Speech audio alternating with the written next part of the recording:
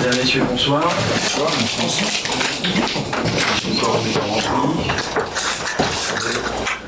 Je vais procéder à l'appel des conseillers pour ouvrir la séance du conseil municipal de ce soir.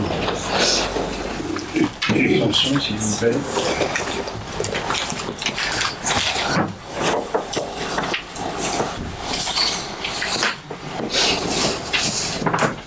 Monsieur Claude Jaouen. Présent.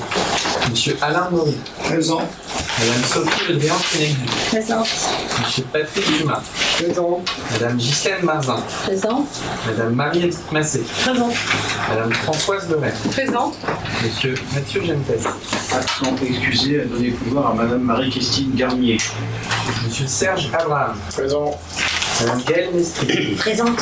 Monsieur Laurent Jeanne. Absent excusé. Madame Sylvie Virol. Elle est partie chercher son enveloppe. Donc, Elle est là. Ah, elle arrive. Tu dis présent. Sylvie Virol présente. Monsieur Michel Lauré. présent. Madame Béatrice Valette. Présente. Madame Marie-Christine Garnier. Présente. Monsieur Jean-Michel Hénard. Absent excusé à donner pouvoir à Monsieur Alain Maury. Monsieur Éric Jouble. Présent. Monsieur Patrick Mallet. Absent excusé à donner pouvoir à Madame Sophie Gaillard. Monsieur Laurent Mollet. Présent. Madame Sophie Gaillard. Présente. Madame Magali Bertin. Absent excusé à donner pouvoir à Claude Jaouen. Madame Séverine Gauguin. Présente. Madame Élise Carpier. Présente. Madame Lisa Climet. Absent excusé à donner pouvoir à Madame Élise Carpier. Madame Isabelle Lemarchand. Présente. Monsieur Jean-Baptiste Marot. Présent. Monsieur Yves Ferret. Présent. Madame Christelle Renaud. Absent excusé à donner pouvoir à Monsieur Jean-Baptiste Margot. Monsieur Marc-Olivier Ferrand. Présent. Merci. Je sollicite un ou une volontaire pour le secrétariat, Madame Virol. Il n'y a pas d'opposition. Je passe une note pour l'article, pour la prise de notes, pardon.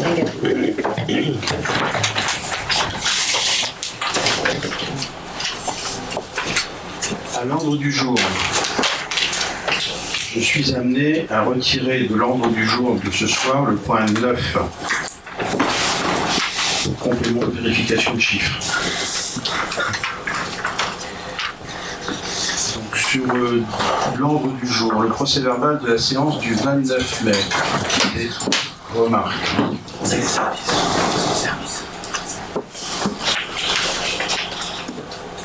Remarques. Le Conseil ce soir valide le procès verbal de séance du 29 mai dernier. Le premier point d'ordre du jour, je vais laisser M. Maury faire un point introductif qui sera complété par une présentation de CMCIC Aménagement Foncier, M. Garot, accompagné de Mme Loger, architecte. Alors, Jacques Dufeuille, donc approbation du cahier des charges de cession des terrains et des cahiers de prescription architecturale, urbaine, paysagère et environnementale, l'eau libre et opérateur. Lors de sa séance du 29 avril 2015, le conseil municipal a approuvé le dossier de création et le bilan de concertation de la ZAC Dufeuille.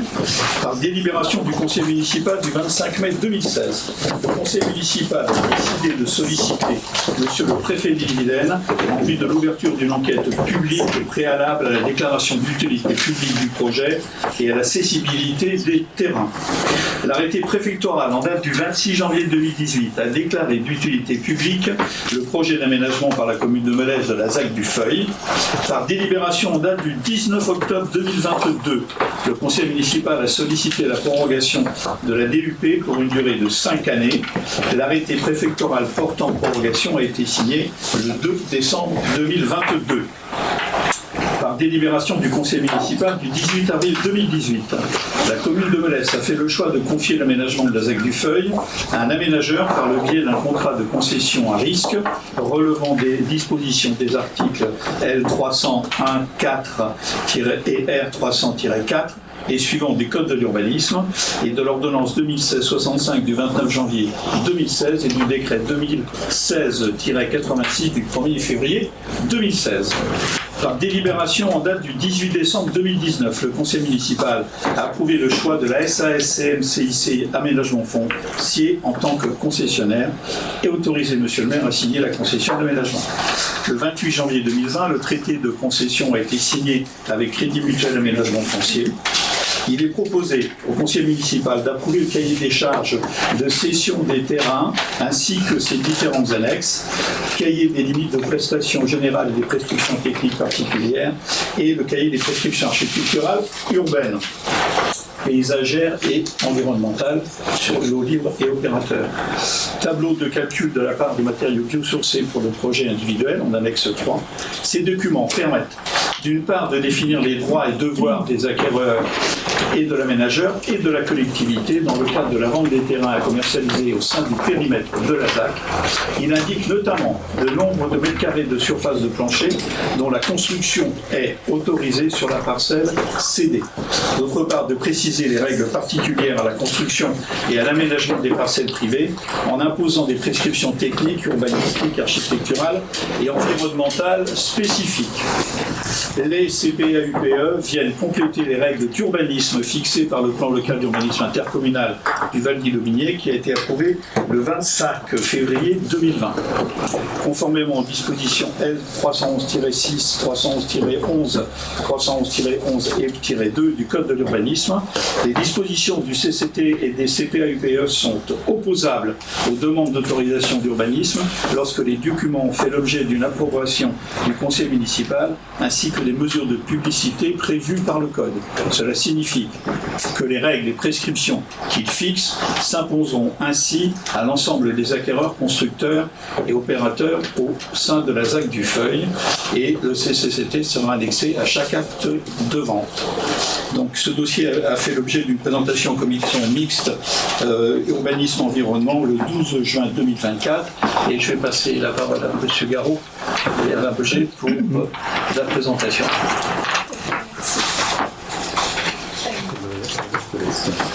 Je te laisse la parole.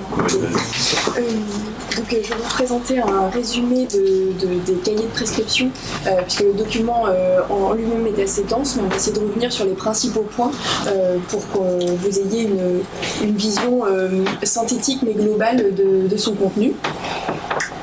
Donc on va voir très brièvement la méthode de tout le déroulé entre un acquéreur qui a son lot et l'obtention d'un permis de construire.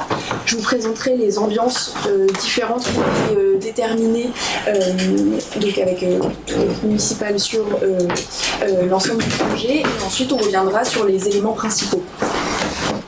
Donc, d'un point de vue de la méthode, donc, déjà, comme le précisait M. Maury, on aura deux cahiers de prescription. Il y en a un premier qui est plutôt à destination des opérateurs, donc des bailleurs sociaux et des promoteurs de collectifs privés, et un à destination plutôt des constructeurs pour les lots individuels.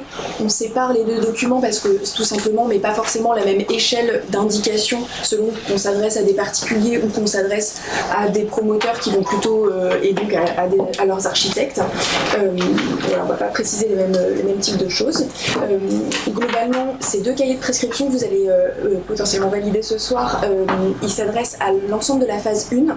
Et en fait, donc, la ZAC est composée de 4 phases et on se reverra à la fin de chaque phase avec un document qu'on relira et qu'on mettra à jour en tirant un peu le bilan de chaque phase à l'issue de la... Donc voilà, on l'a séparé comme ça de façon à se dire là on se lance pour la première phase, certainement que tout ne sera pas parfait, on aura des petites modifications de choses qui vont bien marcher et d'autres choses où on se dira bah ça c'est peut-être pas très clair ou ça il faudra réécrire autrement ou simplement l'air du temps on ne veut plus ça.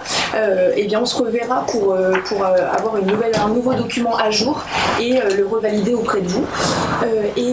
Dernière chose aussi à dire dans la méthode, avant de réserver un lot, globalement on essaiera de faire une réunion, d'organiser une réunion avec les constructeurs aussi pour les informer de l'esprit qu'on souhaite sur le projet pour vraiment faire en sorte qu'il soit vraiment mis dans un peu comme s'il faisait partie de l'équipe pour qu'ils comprennent bien les objectifs.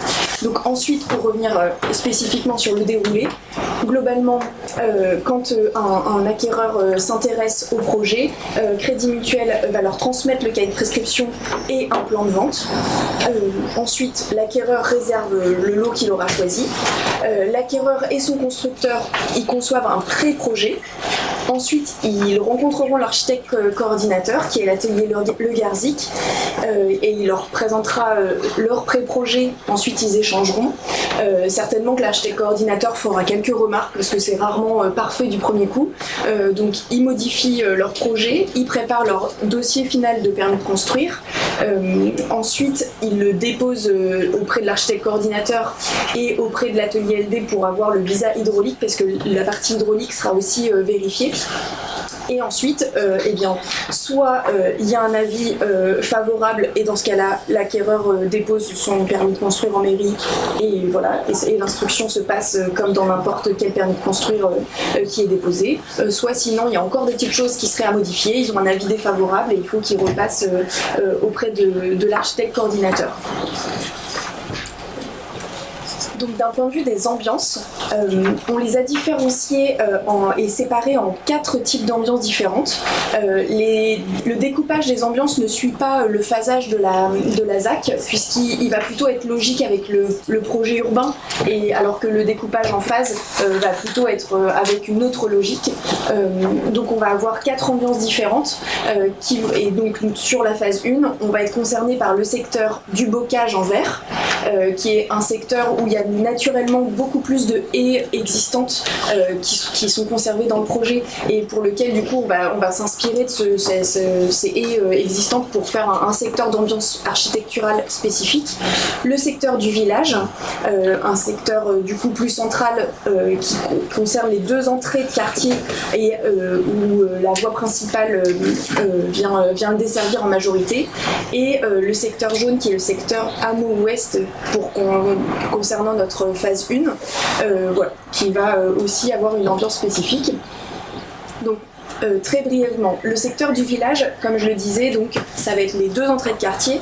Ça va aussi être par là que va traverser la voie principale du quartier. Donc on voulait une ambiance globalement plutôt urbaine.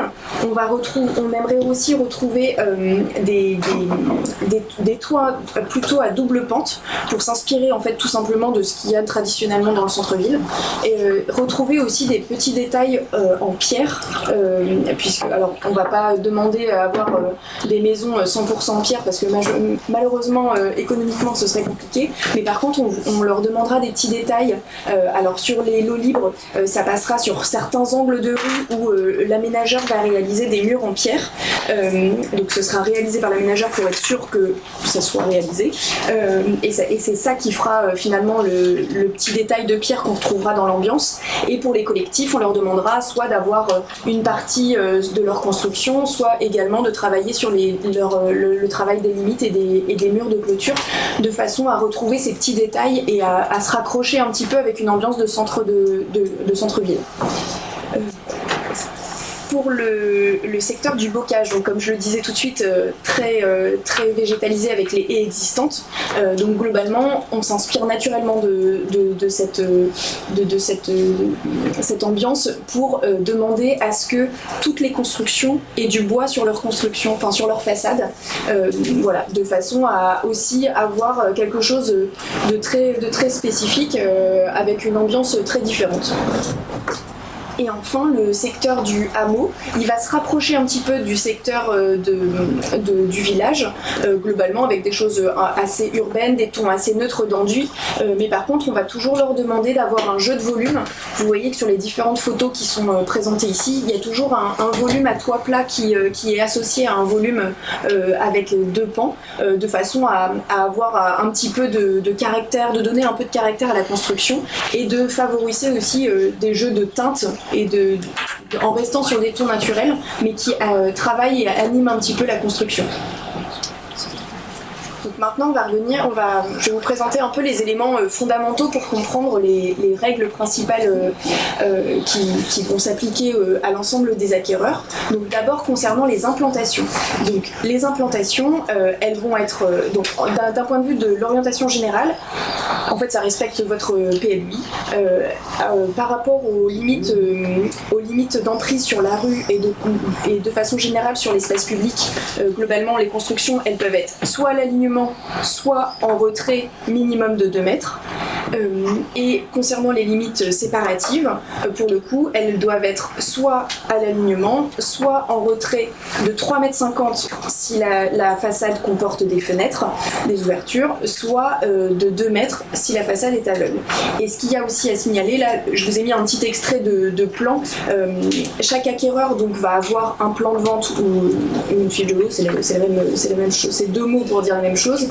Globalement, ce sera zoomé à chaque fois sur un lot. Là, je vous ai mis un extrait de plusieurs lots, mais juste pour vous montrer qu'il y aura différents cas possibles, mais que chaque acquéreur va avoir des règles qui ont été faites au cas par cas sur son implantation.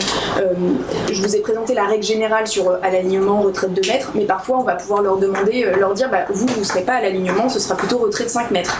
Et en fait, ça a été fait au cas par cas sur chaque lot, et ça va être différence d'une rue à l'autre, parfois même d'un côté à l'autre de la rue, pour travailler un petit peu le paysage de la rue de façon différente. Parfois on va vouloir avoir des maisons à l'alignement, parfois on va leur laisser un peu plus de liberté.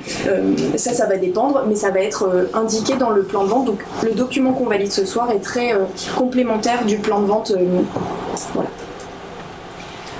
D'un point de vue volume et hauteur, alors là encore, évidemment, on s'inscrit dans le PLUI. Pour les logements collectifs intermédiaires, la règle, c'est de ne pas dépasser R+2 plus comble ou attique maximum. Voilà, donc, et évidemment les 15 mètres maximum au faîtage qui sont imposés dans le PLUI. Et pour les maisons, on restreint un petit peu la règle du PLU et on leur donne 9 mètres maximum à l'égout. En termes de volume et hauteur, on aura une petite spécificité, comme je le disais, sur le secteur du hameau où on leur imposera forcément un jeu de volume qui peut être en saillie, en avancée, en recul. Ils ont un petit peu de choix là-dessus, mais par contre, il faut forcément qu'il y ait un jeu de volume. Ça pourrait aussi être un carport, mais si c'est un carport, il faudra qu'il obéisse à des règles spécifiques. Il y a quelques photos ici, et que ça fasse vraiment partie intégrante de la construction. Ce qu'on veut, c'est que ça apporte quelque chose à la construction. C'est pas juste de cocher une case et puis de se dire j'ai fait un tout petit bout de bâti ou à coller quelque chose à la construction. Est-ce que ça suffit? C'est vraiment que ça apporte quelque chose en qualité de bâtiment. Au sujet des façades et des matériaux, n'hésitez pas à m'arrêter si vous avez des questions. Margot. Oui, est-ce qu'on pourrait faire une explication sur le 9 mètres à l'égout? Vous venez d'évoquer sur la diapo précédente. Oui. C'est la notion de 9 mètres à l'égout. C'est la distance entre quoi et quoi? Alors c'est précisé davantage sur le cahier de prescription, mais globalement c'est entre le terrain naturel, le niveau du terrain naturel et le bout du toit. La gouttière, voilà. La gouttière. Oui, pardon. Merci madame. C'est vrai que j'ai globalement essayé de synthétiser pour pas avoir un document trop lourd, mais c'est vrai qu'il y a des petites choses qui sont spécifiées en plus dans le document. Globalement, donc sur la thématique façade et matériaux, donc pour essayer de tendre vers nos objectifs d'ambiance qu'on a présentés tout à l'heure, la question des façades et des matériaux de façade va être assez importante. Globalement, on va avoir des règles qui vont être assez différentes selon les secteurs d'ambiance. Donc dans le secteur du village, globalement, ils seront obligés d'utiliser de l'enduit de couleur claire, mais en plus on les incite, mais on ne les oblige pas, mais on les incite à utiliser soit une deuxième tonalité d'enduit, mais avec des tonalités autres, mais toujours en restant sur des tons naturels, d'utiliser de la pierre par petites touches s'ils en ont la possibilité, ou pourquoi pas d'utiliser du métal en façade pour travailler quelque chose. En tout cas, si d'un point de vue architectural, ils doivent piocher dans l'ensemble de ces matériaux. Pour le secteur du bocage, le matériau obligatoire, par contre, c'est le bois. Il doit être obligatoire globalement sur 30% des... Alors, on a indiqué sur les façades donnant sur voies de circulation automobile, de façon à se dire que notre idée, c'est d'imposer du bois qui est un petit peu plus onéreux que l'enduit sur des façades qui sont réellement visibles par tous et non pas d'aller les obliger à mettre un matériau qui serait plus cher sur les façades qui sont très peu visibles, par exemple contre les haies existantes où finalement il n'y a pas de passage, c'est simplement de la préservation. Donc c'est pour ça qu'on a fait ce choix de voies de circulation automobile et donc on leur impose 30% de façon à ce que ce soit quand même vraiment marqué sur les constructions.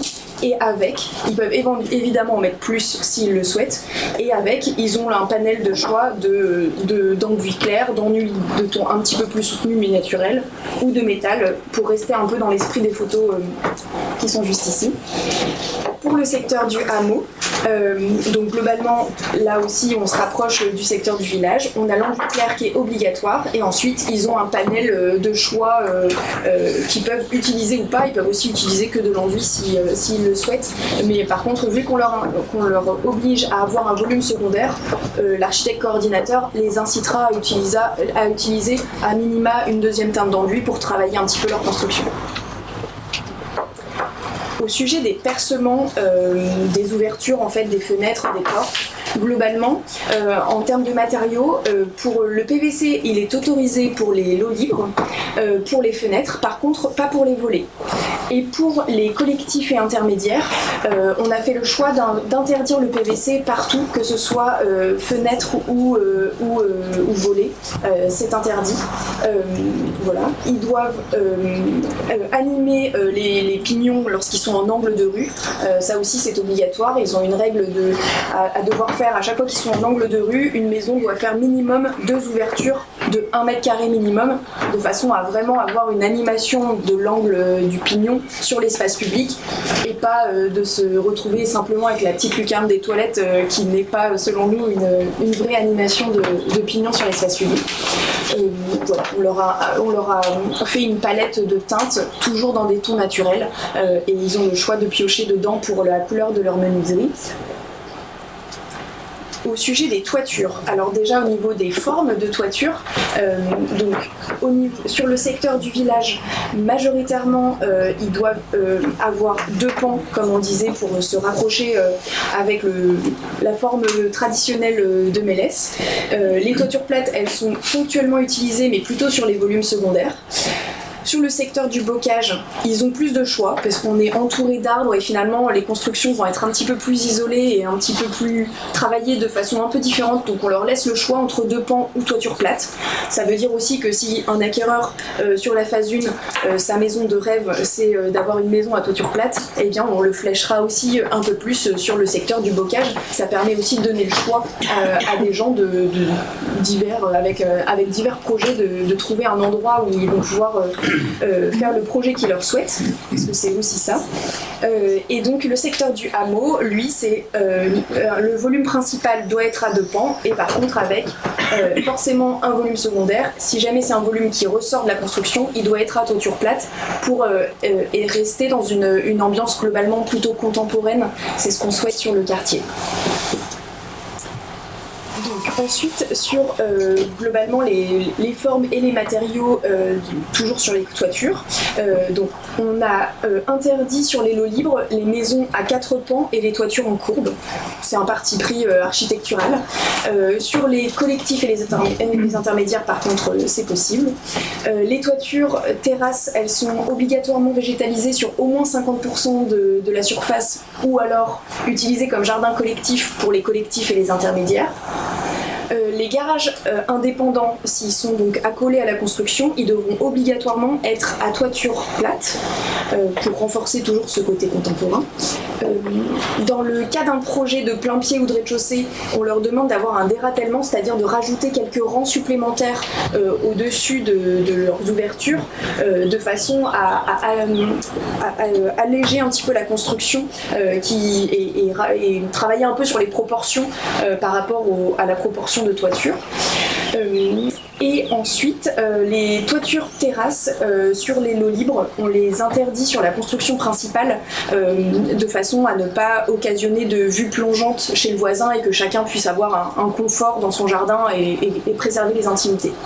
D'un point de vue des matériaux, globalement, on privilégie l'ardoise naturelle. Par contre, ils ont aussi le droit d'utiliser les couvertures métalliques, les toitures végétalisées, le bac acier pour les toitures plates, les toitures solarisées bien entendu, et l'ardoise artificielle. Par contre, on leur interdit les tuiles orangées qui sont pas locales et les tuiles plates noires aussi. Excusez-moi, je vois pas beaucoup de différence du sol entre des tuiles noires et des bacs en métal. Oui, pour le coup, mais il y a quand même, souvent elles sont plus grosses, les tuiles noires, et on a fait ce choix pour rester plus dans ce côté traditionnel en fait régional, et vous avez quand même plus d'ardoise que. L'ardoise, mais pas de tuile, c'est la tuile. Oui, voilà, c'est pour ça que orange ou noir en fait, on les écarte. D'un point de vue du traitement des limites, alors globalement sur l'ensemble de la ZAC, les hauteurs maximum de clôture, elles vont être de 1,50 m. Ça ne veut pas dire qu'on aura des clôtures à 1,50 m partout, mais ce sera le maximum. Donc aussi bien pour les limites sur la rue que sur les limites séparatives entre les maisons. Les clôtures, à partir du moment où il y aura, donc vous allez voir qu'il y a plusieurs types de clôtures, mais à partir du moment où ce sera un grillage, il y aura toujours une haie en parallèle. Lorsque justement on a une clôture avec un grillage et qu'elle est sur la rue, on leur demande de mettre le grillage en retrait de 80 cm de façon à ce que la haie soit implantée devant, côté de l'espace public, et qu'à terme en fait elle disparaisse derrière la haie et qu'on la voit plus, parce que c'est pas forcément le grillage qu'on veut voir, c'est plutôt la végétation. Donc de cette façon là on estime qu'on va avoir une plus grande qualité. Ça permet aussi, alors d'ailleurs c'est le point d'après, les parvus sont interdits en limite d'espace public. Ça par contre on sait que d'expérience, on a beau l'écrire, il y a toujours quelques personnes qui mettent quand même des parvus. Alors d'avoir une clôture grillagée et de la mettre en retrait, d'avoir la haie devant, on se préserve aussi en se disant que au pire, si quelqu'un mettait un parvu alors que c'est interdit, à terme, une fois que sa haie aura poussé, en fait finalement le parvu on le verra pas. Et c'est aussi une des raisons pourquoi on recule le grillage. Et toutes les clôtures, donc grillage ou pas, devront permettre le passage de la petite faune. Ça, de toute façon, c'est une règle qui est appliquée dans tout le territoire. Donc on la reprend et on essaye de bien mettre l'accent dessus pour attirer l'attention des acquéreurs dessus. Ce sera à la fois dans le cahier de prescription, mais aussi dans leur plan de vente, dans un petit coin encadré, pour essayer de ressortir l'information au maximum. Donc, au niveau du traitement des limites, donc, globalement, sur chaque lot, il y aura des règles spécifiques qui seront indiquées dans leur plan de vente, parce que c'est du cas par cas. On s'est pas tout à fait simplifié la vie en proposant plusieurs types de clôtures, mais par contre, on a voulu vraiment faire un peu du cas par cas et travailler les ambiances d'une rue à l'autre, et ne pas se dire on va mettre du grillage et des haies partout, ou se dire on va mettre du bois ou autre partout. On essaye vraiment de différencier. Alors globalement, ce que vous avez là sous les yeux, ça va être le panel de tous les types de clôtures qu'on va retrouver sur la phase 1. Donc on va retrouver des clôtures grillagées qu'on appelle un peu grillage à mouton, des mailles souples qui font globalement avec une ambiance un petit peu champêtre, donc qui vont toujours être doublées d'une haie. Donc c'est typiquement le type de clôture qui va être en retrait de 80 cm. Ensuite on va avoir un deuxième type avec le baraudage métallique droit. Ça va plutôt concerner les logements collectifs, pas les individuels. Ensuite, alors ma numérotation est bizarre, mais je vais rester sur la même ligne, les murets maçonnés ou les murs en pierre. Donc sur certains angles de rue ou sur certains collectifs, on va inciter ou demander à faire des murs soit en pierre soit en enduit, sachant que, comme je le disais, certains angles de rue seront en pierre et réalisés par l'aménageur pour être sûr qu'on en ait la maîtrise. c'est vrai que je fais juste une petite aparté au milieu de ma présentation, mais globalement, j'ai pas précisé une chose importante, c'est que l'ensemble des clôtures qui donnent sur l'espace public, elles seront réalisées par l'aménageur, de façon à en avoir la maîtrise et être sûr que ce qu'on demande va être réalisé. C'est de le faire soi-même, c'est la meilleure façon de s'assurer de ça. Voilà. Donc, en tout cas, concernant les lots libres, les opérateurs, ils vont faire leur propre clôture, mais c'est un petit peu différent. On a globalement, quand on leur demande quelque chose, ils ont beaucoup plus tendance à le respecter qu'un particulier. Donc ensuite, je continue ma présentation.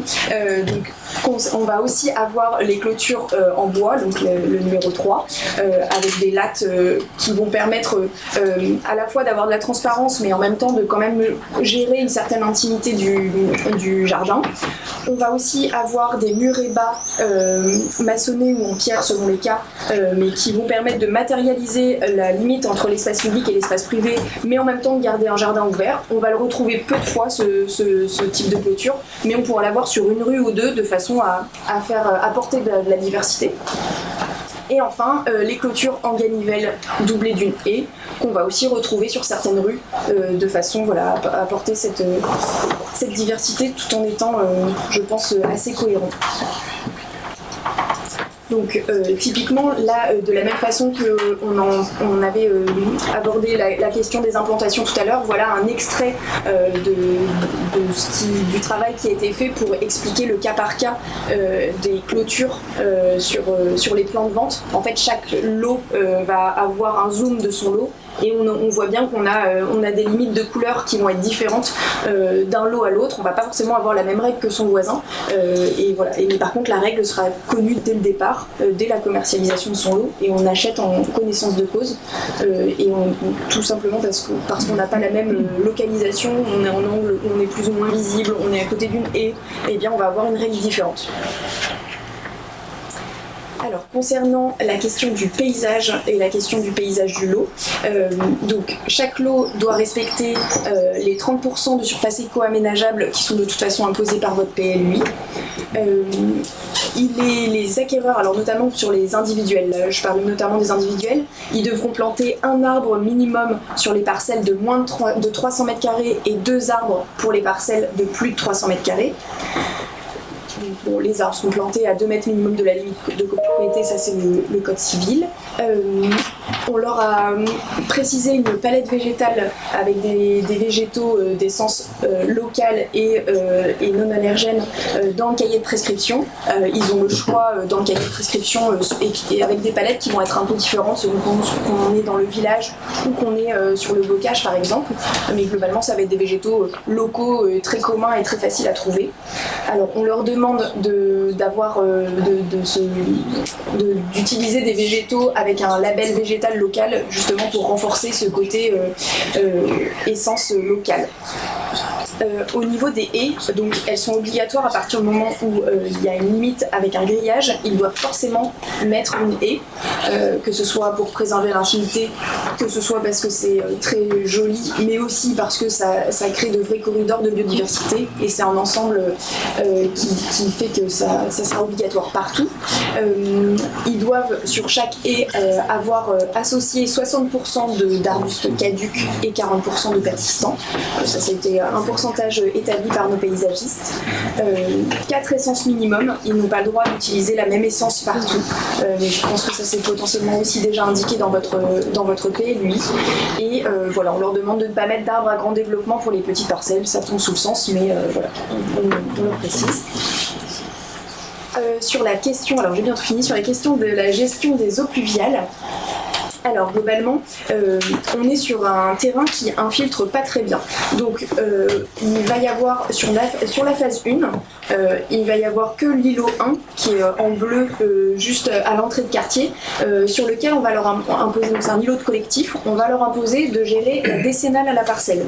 Pour les autres, ils n'ont pas d'obligation de gérer la décennale, par contre on va leur demander de gérer la petite pluie qui va tomber de temps en temps. Ça par contre on leur demandera de créer quand même un ouvrage d'ouvrage pour gérer cette pluie-là, même si les espaces publics sont dimensionnés pour récupérer l'ensemble des pluies, donc c'est vraiment du plus, mais on leur demande ça sensibilise aussi et ça crée des milieux aussi différents. Donc voilà pour la gestion de l'eau. Élément aussi assez important qu'on ne retrouve pas sur l'ensemble des opérations, l'aménageur a fait le choix d'intégrer l'obligation de mettre en place un système de récupération des eaux de pluie pour alimenter les toilettes. Et ça pour l'ensemble du quartier, que ce soit les collectifs, les lots libres, tout le monde doit installer donc un système de récupération des eaux de pluie. Et donc on a travaillé avec un bureau d'études spécialisé qui nous a permis de faire un petit guide pour qu'ils sachent quand on a une maison qui de telle taille, on doit avoir à peu près telle taille de cuve. Quand on est un collectif, il faut telle taille de cuve. Tout ça c'est indiqué dans le cahier de prescription. On a un document assez synthétique, mais qui permet vraiment d'être un guide pour eux. On leur dit pas juste trouver un système de récupération des eaux pluviales. Ils ont des informations de façon à pouvoir le mettre en place. Voilà. D'un point de vue des recommandations énergétiques, donc là ça va concerner les opérateurs. En fait, on leur demande, à partir du moment où il y a un îlot qui est composé de plusieurs bâtiments, on leur demande de mettre en place un système de production de chauffage et d'eau chaude sanitaire mutualisée. Donc ça peut être par exemple une chaufferie biomasse, une pompe à chaleur collective. Voilà, c'est pas intéressant. On a fait des études. C'est pas intéressant de le faire sur des plus petits projets, mais par contre, à partir du moment où ils ont plusieurs bâtiments, on leur demandera ça. Et dans ce cas-là, la production de chauffage et d'eau chaude sanitaire, elle devra être couverte à minima par 65% d'énergie renouvelable et de récupération. Donc là aussi, c'est des prescriptions supplémentaires par rapport au PLUI, mais c'est pour aller un petit peu plus loin sur la thématique des recommandations énergétiques. Et enfin, c'est ma dernière slide. On aura un îlot sur la phase 1 qui sera un petit peu spécifique, qu'on appelle les îlots biosourcés. Donc c'est un îlot qui est composé de 5 maisons, qui sera donc réalisé en première phase, sur lequel il y a un plan de découpage assez précis et des implantations de bâtis qui sont déjà identifiées et précises et que les acquéreurs qui se porteront volontaires sur ces lots-là devront respecter. Et surtout, ils devront respecter une valeur minimale de 30 kg par mètre carré de surface de plancher en matériaux soit biosourcés, soit géosourcés. Donc biosourcé, c'est d'origine végétale, et géosourcé, c'est typiquement de la terre crue, de la pierre sèche. Et donc ils devront respecter l'utilisation de ces matériaux avec une quantité donnée. Et pour leur... Donc c'est une ambition, c'est vraiment un îlot test pour pousser les gens à aller plus loin.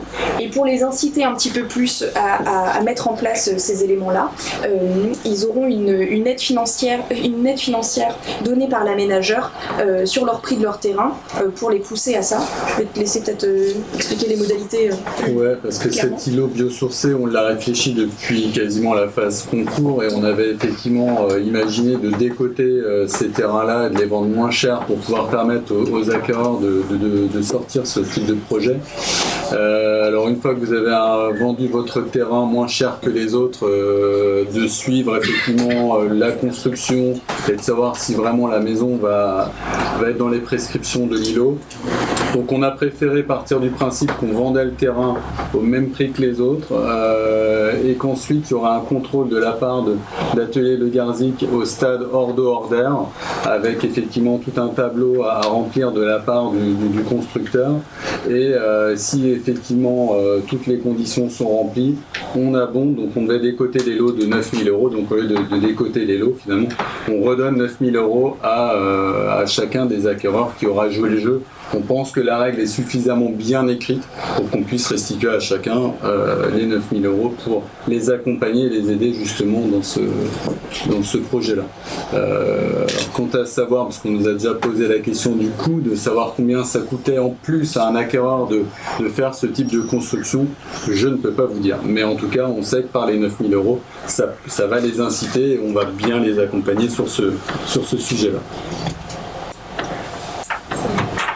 Je crois que c'était la dernière slide, donc c'est le dernier sujet.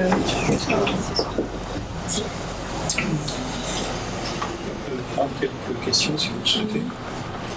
Il y avait la partie jardin, en fait. Et est-ce que vous pouvez nous la présenter un peu ? Oui, alors oui, que j'ai retiré de la présentation là, tout simplement parce qu'elle est sur la phase 3 et que vu qu'aujourd'hui on valide la phase 1, je ne l'ai pas présentée, mais globalement l'ambiance de la phase de l'ambiance jardin, en fait c'est une ambiance architecturale qu'on propose d'être assez champêtre, alors avec peut-être plus de couleurs sur les bâtiments et globalement on va vraiment inciter et par le traitement des espaces libres mais aussi par le traitement des espaces publics un type de végétation un petit peu moins régulier, un petit peu plus champêtre justement et pas mal passé aussi par le traitement des clôtures pour arriver à quelque chose d'assez différent des autres secteurs. Voilà, c'est l'idée. Lorsqu'il s'agira de valider et de mettre en place le cahier de prescription de la phase 3, je reviendrai avec plus de détails parce que c'est vrai que pour l'instant on a présenté l'idée globale, on n'est pas encore allé dans le petit détail parce que voilà, c'est la seule ambiance qui n'est pas dans la phase 1. Merci. Monsieur Arnaud. Oui, monsieur le maire, la présentation qui vient d'être faite est particulièrement intéressante et elle est riche de beaucoup de choses. Moi, la question qui m'interpelle le plus, c'est comment la commune de Melesse, comment vous envisagez de procéder au contrôle de toutes ces prescriptions et de la façon dont elles seront effectivement réalisées, à la fois bien évidemment par l'aménageur lui-même et par les personnes qui acquerront ces parcelles. Mais la confiance n'excluant pas le contrôle, on a malheureusement sur le territoire de la commune quelques expériences qui nous montrent que finalement tout ce qui avait été imaginé, décidé, demandé, et encore des constructions très récentes qui ne respectent aucune des règles du PLUI. C'est la deuxième partie de ma question. Est-ce que, monsieur le maire, vous avez sanctionné un certain nombre de constructions depuis ces dernières années ou jamais ? On va prendre la question sur l'opération, monsieur Maurice. Oui.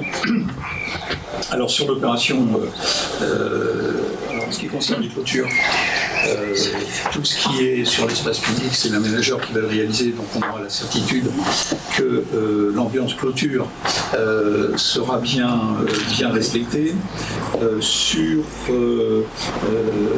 les permis de construire, qui seront déposés, juste pour rappeler, vous parlez, j'ai bien compris ce que ça veut dire après vérifier. Donc je rappelle simplement les choses qui sont mises en place parce que c'est important. Je pense que ça peut intéresser mes collègues élus.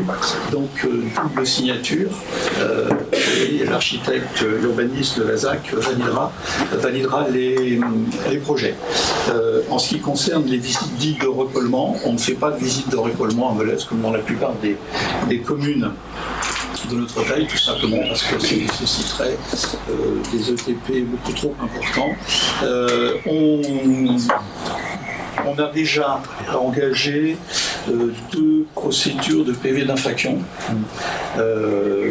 récemment, donc en sachant que je ne suis pas sûr que la punition soit exemplaire et remarquable par rapport au problème. En tout cas, on l'a déjà réalisé sur, j'allais dire 3 ou 4. Si demain on me dit que c'est 3, vous me pardonnerez le 4. Mais voilà. Mais il n'y a pas de visite de recollement. Par contre, sur les clôtures, il y aura une procédure. Vous pouvez en parler. En fait, sur les clôtures, on s'est rendu compte effectivement qu'une fois qu'on avait restitué les différentes provisions à nos acquéreurs en fin de construction, ils se sentaient beaucoup plus libres pour faire un petit peu ce qu'ils souhaitaient. Donc là, on a écrit, c'est écrit dans le cahier des charges de cession de terrain, lors de l'acquisition et lors de l'achat de leur terrain, ils verseront 2 000 € au notaire, qui sera donc bloqué sur un compte séquestre, et il y aura une visite de l'archi-conseil de la ZAC 2 ans après la fin de la construction, et qui ira vérifier si toutes les clôtures, donc déjà qu'on a pu faire nous, et les clôtures internes respectent bien le règlement, parce que c'est souvent ce problème-là, en fait, où on voit fleurir un petit peu tout dans les 2 premières années. Pourquoi ? Parce que les végétaux sont encore trop petits et que les gens veulent de l'intimité tout de suite et se barricadent. Donc 2 ans après, il y a une visite de contrôle, et si la règle est respectée, on restituera, enfin le notaire restituera sur notre demande cette provision-là. Si c'est pas respecté, on gardera la provision. On a souhaité prendre un montant, enfin 2000 €, ça peut paraître énorme. Enfin nous on l'a jamais fait, mais du coup comme on a essayé avec 500 € en disant bon à la fin de la construction on restitue les 500 €, on se rend compte que c'est pas assez, donc on est monté à 2000 et on a attendu donc 2 ans après l'achèvement de la construction. Voilà. Merci. Monsieur Margot. Je vous remercie, Monsieur Garot, pour les précisions. Monsieur le maire, je suis quand même un peu inquiet d'entendre Monsieur Maury nous dire, d'annoncer officiellement, publiquement, qu'il n'y aura finalement, de la part de la collectivité, aucun contrôle. Puisqu'il n'y aura pas de recollement qui sera fait, donc il n'y a pas de contrôle de fait, donc vous prévenez d'ores et déjà les futurs acquéreurs qu'on n'ira pas vérifier sous réserve de ce qui est fait par l'aménageur. Moi, la question que je vous posais, c'est comment vous allez vérifier, et je ne vous demande pas de vérifier parcelle par parcelle, mais peut-être par sondage, le travail fait par l'aménageur. Parce que on a un aménageur en qui on a une confiance aveugle. Pourquoi pas? J'ai pas de problème avec les aménageurs a priori, mais il y a un moment où les chiffres rattrapent la réalité. Ce sera la deuxième question que je vous répondrai à M. Garot après. Comment la commune de Melesse se préoccupe de ce problème? Et deuxième question, Monsieur le maire, pourquoi, lorsque la commune de Melesse, depuis que vous êtes là, fait appel à un architecte, elle fait appel toujours au même architecte, sans aucune autre forme de procédure que toujours le même architecte? Alors là, attention à ce que vous dites. C'est une réalité. Attention à ce que vous dites. De la même façon, Monsieur le maire, que vous n'avez jamais réuni la commission d'appel d'offres en 10 ans. Voilà, c'est de cet ordre-là. En ce qui concerne le choix d'architecte de cette opération, c'est pas la commune qui l'a choisi, c'est l'aménageur qui l'a choisi. Monsieur Garot. C'est nous. Ah oui, c'est nous en partenariat avec Atelier LD. Ils sont en sous-traitance effectivement pour Atelier. Je parle des contrôles exercés par la ville, Monsieur le maire. Oui, mais là, sur l'architecte. Vous venez toujours à l'aménageur. La réponse, c'est l'architecte qui a fait le choix, c'est l'aménageur qui a fait le choix de son architecte au moment du concours, de la réponse au concours. Sur les contrôles de l'aménageur, ils existent bien sûr. Les réunions de travail avec l'aménageur, elles sont régulières. Et à chaque fois qu'il y a question de notre part, ces questions sont posées à l'aménageur, qui nous répond, qui peut amener à faire des corrections. Donc il y a bien ce contrôle qui se fait dans le cadre d'un travail de partenariat, je peux le dire, sur l'aménagement de ce quartier de la commune. Et ce n'est pas uniquement avec l'aménageur qui est présent ce soir, c'est un travail qui est avec l'ensemble des aménageurs opération par opération. Pour ce qui concerne des contrôles, la réponse que M. Maury a faite, le fait que nous n'appliquons pas les procédures de recollement opération par opération dans le cadre n'interdit pas, n'exclut pas, bien au contraire, qu'il y ait des contrôles d'ensemble et qui peuvent aller jusqu'à des contrôles ponctuels sur un certain nombre d'opérations qui font l'objet de suite à chaque fois que nécessaire. M. Maury en a parlé. On en réalise assez régulièrement. Quand, une fois de plus, dans vos propos, M. Marveau, sur la confiance aveugle, je trouve ça nul. Parce que quand on le connaît, on sait ce que ça veut dire derrière. Confiance aveugle. Rien n'est gratuit chez vous. Rien n'est gratuit chez vous. Confiance aveugle, je n'accepte pas. Je n'accepte pas. Parce que c'est toujours entaché de cette espèce de suspicion. Je sais que vous vous intéressez beaucoup aux choses, aux gens, etc. Mais confiance aveugle, c'est trop. Et j'aimerais que ce soit noté au PV. Et je confirme. Bon. Monsieur Margot. Les propos de M. Maury sont repris au PV, Monsieur le maire. Bien sûr. Bien. Je m'intéresse à ma commune, oui, Monsieur Maury, je vous confirme. Ça m'avait pas échappé. Je suis ravi de voir. Vous vous en êtes rendu compte. Monsieur le maire, une petite question complémentaire pour M. Garot. Il y a exactement un an, je vous posais une question sur l'inquiétude qui pouvait être la vôtre sur la commercialisation. Vous m'avez dit qu'il n'y a aucun sujet. Dans 6 mois, tout ira bien. On est 1 an après, il ne s'est rien passé. Vous n'êtes toujours pas inquiet. Je sais comment fonctionnent les entreprises. Je sais comment fonctionnent vos entreprises. Ne me faites pas croire une seule seconde. Pardon, Madame Massé. Non, il n'y a rien. Je ne sais pas, Madame Massé dit quelque chose. J'ai pas entendu. Vous avez la parole, vous posez votre question. Alors, est-ce qu'on pourra inscrire au procès verbal que Madame Massé a interrompu M. Marveau? Merci, monsieur. Donc, M. Garot, je reviens. Madame Leray aussi, parce que nous parlions ensemble. S'il vous plaît. Bon, monsieur le maire. S'il vous plaît, je vous demande de poursuivre votre question, ou alors vous interrompez votre question là où vous en êtes arrivé, tout simplement. Donc, je suis obligé de m'interrompre parce que d'autres systématiquement m'interrompent quand je prends la parole. Donc, je voudrais pouvoir terminer mon raisonnement. Merci. Terminez votre raisonnement. Monsieur Garot, je vous repose cette question et je voudrais qu'avec la grande honnêteté qui est la vôtre depuis le début dans cette affaire, vous me disiez que vous n'avez toujours aucune inquiétude sur la commercialisation. Alors, sur la commercialisation, on a une liste d'attente. On avait une liste d'attente de 500 acquéreurs potentiels qu'on a relancé il y a quelques mois de cela. Sur les 500, 300 nous ont répondu favorablement, quoi le projet effectivement les intéressait toujours. Ça paraît normal avec c'est une liste qui datait de quelques années, qu'il y ait effectivement des personnes qui aient changé de projet ou évolué dans leur souhait de logement. Le questionnaire, nous l'avons fait partir auprès de nos acquéreurs, enfin de nos prospects en tout cas, il y a une quinzaine de jours. On a un retour on doit être entre 70 et 80 aujourd'hui. La date limite pour recevoir les questionnaires, c'est le 12 juillet, donc déjà on est pas trop mal en termes de nombre. La préoccupation de savoir effectivement est-ce que demain, oui, ça fonctionnera ou pas commercialement. Pour la cible des clients que l'on a justement suite à ce questionnaire qui était d'abord les primo-accédants, les jeunes ménages, etc. Je ne sais pas quoi vous répondre parce que j'ose espérer que ce soit ces ménages-là demain qui puissent acheter ces terrains. Bien évidemment, donc il y aura un filtre qui va être fait, donc ces ménages-là vont être prioritaires pour le choix d'un terrain. Ensuite, effectivement, ça sera les personnes qui arriveront à la suite qui pourront acheter un lot. Donc j'ose espérer que le parti pris qui avait été vraiment, enfin l'histoire du questionnaire, ça a vraiment été quelque chose de très travaillé pour pouvoir toucher cette population-là. J'ose espérer que ça sera un pari gagné demain.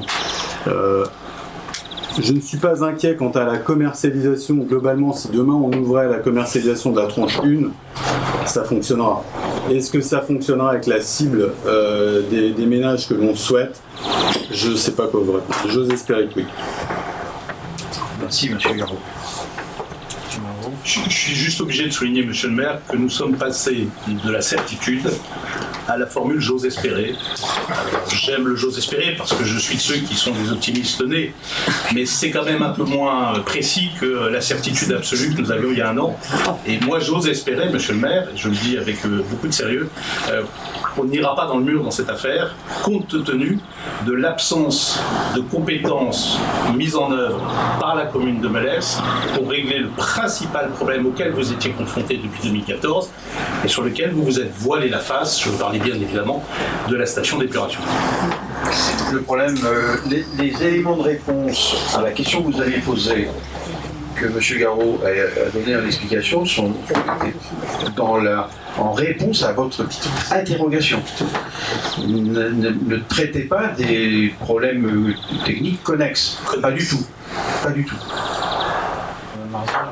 Oui, monsieur Garot, est-ce que vous pouvez donner quelques explications, justement, même si je pense que autour de cette table, il y a un certain nombre de choses dont on a connaissance, mais dans votre bouche, ça sera différent. Des raisons pour lesquelles le marché devient tendu.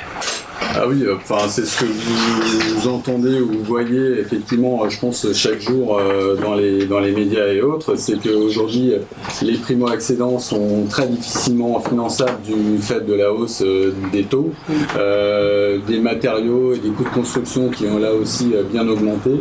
Et voilà, donc ce n'est que le constat de la situation actuelle, mais même aujourd'hui, quelqu'un qui a sa maison à vendre, peut-être même à Melesse, a plus de difficultés aujourd'hui qu'elle pouvait en avoir il y a 2 ans. Donc, voilà. Cette analyse-là n'est pas ciblée uniquement sur le territoire de Melesse. Oh, pas du tout. Merci. Non, c'est vraiment sur tout le territoire national à l'échelle de la filiale. Je peux vous dire qu'on a le même constat. Si je peux compléter la réponse, sur un domaine sur lequel nous sommes inquiets, et il n'y a pas que Melesse qui est inquiet, c'est l'ensemble des communes qui sont inquiètes avec l'ensemble des bailleurs sociaux. C'est sur la capacité qui reste, très faible capacité qui reste à faire du logement social. M. Garot l'a évoqué dans sa réponse en disant qu'une inquiétude exprimée à travers le j'ose espérer, on a tous bien compris que même si la commercialisation est garantie, c'est la cible. C'est ça. La cible sera-t-elle la bonne? Et pour compléter cette partie de réponse, sur le logement social, oui, il y a de quoi être très très inquiet. L'ensemble des communes le sont, l'ensemble des bailleurs sociaux le sont, les bailleurs sociaux qui opèrent sur la commune de Melesse et sur la communauté de communes, je les ai tous rencontrés individuellement il y a très peu de temps, et ils m'ont tous exprimé également leur inquiétude de leur capacité très très très réduite à pouvoir continuer à faire du logement social. Et de la réduction de leur financement. Et de la réduction de leur financement, ça en fait partie. Par des mesures nationales. Autre question. Bien. Je vous remercie. Bien. Merci. Merci. Monsieur Garot. Merci beaucoup.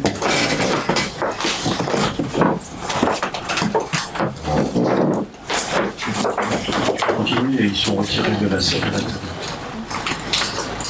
Donc, vu le Code général des collectivités territoriales, vu le Code de l'urbanisme, et notamment les articles L311-1 suivants et R311-1 et suivants relatifs aux zones d'aménagement concerté, vu le plan local d'urbanisme intercommunal de Valdy-Lobigné approuvé le 25 février 2020, vu le dossier d'autorisation environnementale déposé auprès de la DDTM d'Ille-et-Vilaine le 4 novembre 2021, vu la délibération du conseil municipal du 28 juin 2023 approuvant le programme des équipements publics à réaliser dans la ZAC du Feuil, vu la délibération du conseil municipal du 28 juin 2023 approuvant le dossier de réalisation de la ZAC du Feuil, vu l'arrêté préfectoral d'autorisation environnementale du 24 juillet 2023, vu la présentation en commission mixte environnement et urbanisme du 12 juin 2024, vu le cahier des charges de cession des terrains et ses annexes portant sur la tranche 1 de la zone d'aménagement concerté du Feuil, annexé le cahier des limites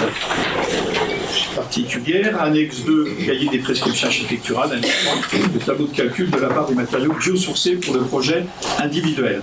Le conseil municipal sera invité à approuver le cahier des charges de cession des terrains et ses annexes tels que joints à la présente délibération portant sur la tranche 1 de la ZAC du Feuil, approuver les cahiers des prescriptions architecturales, urbaines, paysagères et environnementales, l'eau libre et opérateurs tels que joints à la présente délibération portant toujours sur la tranche 1 de la ZAC du Feuil, valider les mesures de publicité suivantes. Mention de la présente approbation du cahier des charges de cession des terrains, des annexes 1 et 3 et des cahiers de prescription architecturale. L'eau libre et opérateur de la ZAC du Feuil sera affiché pendant 1 mois en mairie, diffusé sur le site internet communal. Mise à disposition sur le site internet communal ainsi qu'au service urbanisme de la mairie aux horaires d'ouverture habituels. Transmission à la communauté de communes Valdy-Lobigné en charge de l'instruction des demandes d'autorisation d'urbanisme et autoriser Monsieur le maire à effectuer toutes les démarches et formalités nécessaires à la mise en œuvre de ces mesures de publicité ainsi qu'à la bonne exécution de la présente délibération. Merci. Je soumets donc ce que M. Maury vient de présenter à votre vote, qui ne prend pas part à ce vote, qui est opposé à cette validation, qui souhaite s'abstenir. Je vous remercie, une validation à l'unanimité. Le point suivant de l'ordre du jour. Avenant numéro 3 au traité de concession pour l'intergénérationnel. Monsieur Maury. Pour l'intergénérationnel, approbation de l'avenant numéro 3 au traité de concession. Par délibération en date du 26 septembre 2018, le conseil municipal a décidé de lancer la procédure de désignation d'un concessionnaire pour la réalisation du projet de pôle intergénérationnel. Par délibération en date du 26 juin 2019, le conseil municipal a désigné le groupement CECIB, les foyers Archimédie et Promotion Construction en qualité de concessionnaire d'aménagement et de lui confier, en application des dispositifs des articles 300-4 et R300-4 suivants du Code de l'urbanisme, les tâches nécessaires à la réalisation de cette opération d'aménagement dans le cadre d'une concession d'aménagement. Le traité de concession et toutes les pièces afférentes ont été signés le 16 juillet 2019. Par délibération en date du 1er juillet 2020, l'avenant numéro 1 a été signé portant sur la substitution de la CCIB et AIPC au profit de la SCCV La Vosges, la prorogation du délai d'obtention des permis de construire par le concessionnaire et la modification des modalités de cession entre la CCIB et la CCVIA. Par délibération en date du 28 juin 2023, un avenant numéro 2 a été signé portant sur la prolongation d'une année du traité de concession d'aménagement du pôle intergénérationnel, soit jusqu'au 16 juillet 2024. Le traité arrive à terme le 16 juillet 2024, par conséquent, en application de l'article 5, étant donné que le projet sera inachevé à cette date, les parties conviennent, suivant les conditions définies à l'article 22, de prolonger sa durée jusqu'au 30 novembre 2024. Le conseil municipal sera invité à accepter la prolongation du traité de concession d'aménagement du pôle intergénérationnel jusqu'au 30 novembre 2024, approuver l'avenant numéro 3 au traité de concession du pôle intergénérationnel aux conditions précisées dans la présente délibération et autoriser Monsieur le maire à signer tous les documents relatifs à ce dossier. Merci beaucoup. Demande de précision. Je mets donc à votre validation cet avenant de prolongation de durée jusqu'au 30 novembre 2024. Qui ne prend pas part à ce vote? Qui est opposé? Qui souhaite s'abstenir? Validé à l'unanimité. Le point suivant, acquisition de la parcelle AR23 à l'Érouche-Côte. Monsieur Maury. Par délibération du 25 octobre 2002, c'est pas une erreur de frappe, ça fait 22 ans, c'est une délibération, on fait référence à une délibération qui date depuis 22 ans. La commune à l'époque a proposé la rétrocession dans le domaine public communal du passage reliant l'allée Rouge-Côte à la rue de la Mézière, appartenant au propriétaire riverain. Considérant l'ancienneté de celle-ci et le fait que la parcelle AR23 n'a pas été rétrocédée à l'époque à la commune, il convient de délibérer à nouveau pour confirmer cette rétrocession, en ayant eu l'accord du propriétaire. En effet, la parcelle cadastrée AR23, située dans le passage qui relie l'allée Rouge-Côte à la rue de la Mézière, n'est pas intégrée au domaine communal, bien qu'elle soit affectée à un usage public. Afin de régulariser cette voie affectée à usage public, la ville de Melesse souhaite acquérir la parcelle suivante, figurant au cadastre. Propriétaire M. Payou Thierry, section cadastrale AR23, superficie 202 m². Les frais d'acte notariés pour l'acquisition de la dite parcelle seront à la charge de la ville de Melesse. Cette acquisition est consentie à titre gratuit. La commission urbanisme consultée le 12 juin 2024 a émis un avis favorable. Le conseil municipal sera invité à approuver l'acquisition à titre gratuit de la parcelle AR23 à conditions précisées ci-dessus, à classer dans le domaine public communal la dite parcelle et autoriser Monsieur le maire à signer tous les documents relatifs à ce dossier. Merci beaucoup. Demande de précision. À votre validation, qui ne prend pas part à ce vote, qui est opposé, qui souhaite s'abstenir, validé à l'unanimité, je vous remercie. Au point 4 de l'ordre du jour, convention de partenariat entre la ville de Melesse et l'association Agriculture Melesse. Il s'agit d'une proposition de reconduction. Je laisse Madame Muret faire la présentation. Il est rappelé la volonté de la ville de Melesse de développer et rendre accessible l'art du spectacle vivant. Aussi, la municipalité entend apporter un soutien spécifique à l'action de diffusion artistique de l'association Agriculture Melesse. À cet égard, une convention de partenariat entre la ville de Melesse et l'association Agriculture Melesse prévoit de soutenir financièrement l'association par l'octroi d'une subvention d'aide à la diffusion fixée à hauteur de 1,10 € par habitant et par an. Là, je précise que c'est selon le recensement de la population effectué par l'INSEE au 1er janvier de chaque année. La convention étant arrivée à son terme, il est proposé de la reconduire pour une durée de 3 ans, dans les conditions exposées ci-dessus. Vous avez pu prendre connaissance de la convention qui était jointe. Les engagements respectifs qui sont précisés par cette convention sont bien en vigueur et respectés dans la concertation avec le pôle culture. Merci. Avez-vous des questions, des demandes de précision? Monsieur Ferrand. J'ai une question. On a la commission culture la semaine prochaine.